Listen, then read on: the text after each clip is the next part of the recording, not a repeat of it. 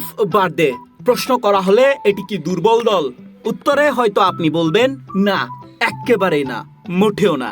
এটি ফুটবল বিশ্বের অন্যতম এক পরাশক্তিময় দল। গ্রুপ পর্বে প্রথম কয়েকটি দলকে চমকে দিয়ে নকআউট পর্বে বিশ্বের অন্যতম পরাশক্তি আর্জেন্টিনার বিপক্ষে নিজেদের দাপট দেখিয়েছেন এই দল। তাই মোটেও এটিকে দুর্বল দল একেবারে বলা যাবে না। তবে কেপ ভার্দে এই দলটি কোত্থেকে এসছে কিংবা দেশটির পরিচয় আসলে কি, তা অনেকের কাছে ছিল অজানা। আজকে কেপ ভার্দে নিয়ে জানার চেষ্টা করব।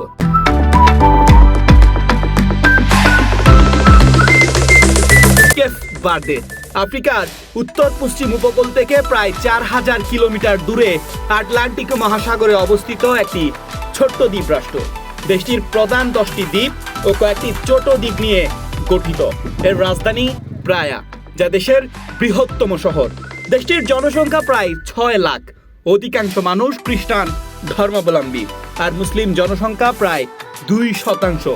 আয়তনে ছোট হলেও শিক্ষা, মানব উন্নয়ন, গণতন্ত্র ও রাজনৈতিক স্থিতিশীলতায় কেপ ভার্দে আফ্রিকার অন্যতম সফল দেশ হিসেবে ব্যাপক পরিচিত। আয়তনের দিক চিন্তা করলে বাংলাদেশের নোয়াখালী জেলার চেয়ে অনেকটাই ছোট এই দেশ।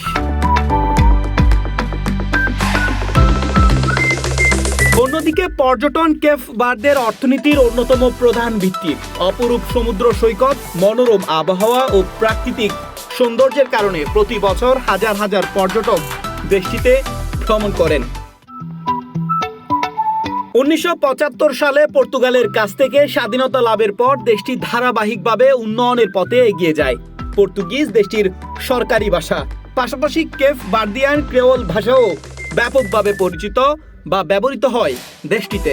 শুধু অর্থনীতি কিংবা পর্যটন নয়, খেলাধুলার অঙ্গনেও কেপ ভার্দে ধীরে ধীরে নিজেদের শক্ত অবস্থান তৈরি করেছে।